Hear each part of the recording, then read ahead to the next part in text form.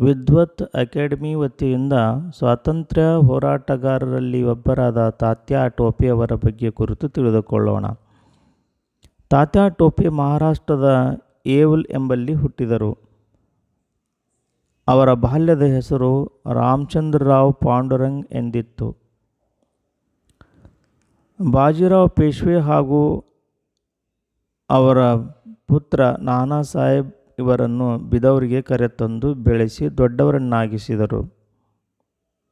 1857ರ ಬಂಡಾಯಕ್ಕೆ ನಾನಾ ಸಾಹೇಬರ ತೀಕ್ಷ್ಣ ಬುದ್ಧಿಯೇ ಕಾರಣವಾಗಿದ್ದರೆ, ಅವರ ಸ್ನೇಹಿತ ಹಾಗೂ ಸಹಚರ ತಾತ್ಯಾ ಟೋಪೆ ಎಂಬಾತ ಅತ್ಯಂತ ಯೋಗ್ಯ ವ್ಯೂಹ ರಚನಾ ನಿಪುಣನೂ ಮತ್ತು ಸೇನೆಯ ಉಚ್ಚ ಅಧಿಕಾರಿಯೂ ಆಗಿದ್ದ.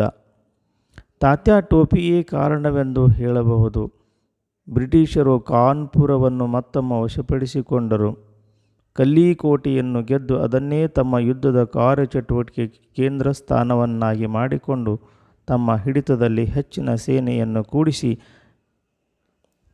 ತೊಡಗಿದ್ದಾರೆ ಎಂಬ ಮಾತನ್ನು ಅರಿತು ತಾತ್ಯಾ ಟೋಪೆ ಶತ್ರುಗಳ ಕಣ್ಣಿಗೆ ಮಣ್ಣೆರಚುವುದು, ಹೊಂಚು ಹಾಕಿ ಮೇಲೆ ಬೀಳುವುದು ಮುಂತಾದ ಕಾರ್ಯಚಟುವಟಿಕೆಗಳನ್ನು ಆಯ್ದುಕೊಂಡರು.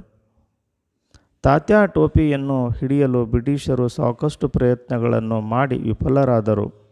ಆಗ ಅವರು ತಾತ್ಯಾ ಅವರ ಹತ್ತಿರದ ಅಂಗರಕ್ಷಕನಾಗಿದ್ದ ಮಾನ್ ಸಿಂಗನನ್ನು ತಮ್ಮವನಾಗಿಸಿಕೊಂಡರು. ಅವನು 1859 ಏಪ್ರಿಲ್ 7ನೇ ತಾರೀಖಿನಂದು ತಾತ್ಯಾ ಟೋಪೆ ತಮ್ಮ ಶಿಬಿರದಲ್ಲಿ ನಿದ್ರಿಸುತ್ತಿದ್ದಾಗ ನಂಬಿಕೆ ದ್ರೋಹ ಮಾಡಿ ಅವರನ್ನು ಹಿಡಿಸಿದನು. ಅವರ ಮೇಲೆ ನ್ಯಾಯಾಲಯದಲ್ಲಿ ವಿಚಾರಣೆ ನಡೆಸಿದಾಗ ಅವರು ತಮ್ಮ ಕಾರ್ಯದ ಬಗ್ಗೆ ಸ್ವಲ್ಪವೂ ಖೇದ ವ್ಯಕ್ತಪಡಿಸಲಿಲ್ಲ. ನಾನು ಮಾಡಿದ್ದು ಎಲ್ಲ ನನ್ನ ದೇಶಕ್ಕಾಗಿಯೇ ಎಂದು ಸಮರ್ಥಿಸಿಕೊಂಡರು.